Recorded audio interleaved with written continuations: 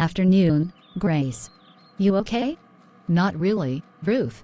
Honestly, I'm hanging by a thread. What's going on? It's everything all at once. The rent's late, again. Daniel's company is downsizing, and he might be next. I checked the fridge this morning, barely anything left.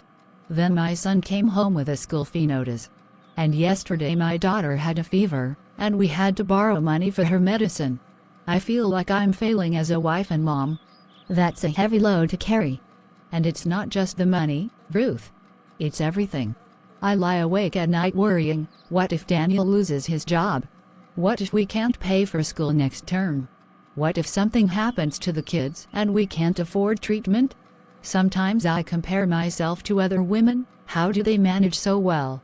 They seem to have it all together, and I'm just surviving. I hear you. Many of us have been there. But you're not alone in this, Grace. Let me tell you a story, one you might not have heard in a while. I'm listening. There was a widow in the town of Zarephath.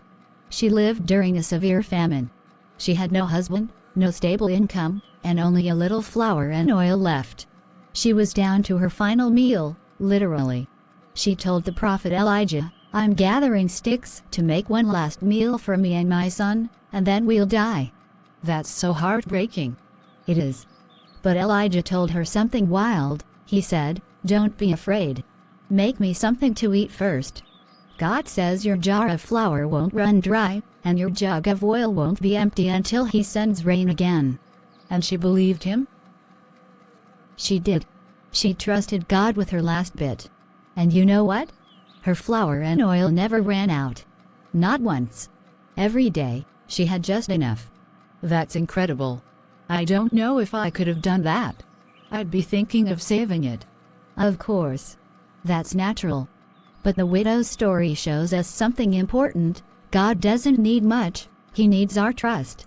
He didn't remove the famine instantly, but he sustained her daily. So, even in my mess, God can provide? Yes, Grace. He's not waiting for you to have it all together. He's just waiting for you to hand it over to him. Your worry, your fear, you're not enough, he turns all that into more than enough. But what if I keep failing? Then you get up and trust again tomorrow. Don't forget, God gave the Israelites manna one day at a time.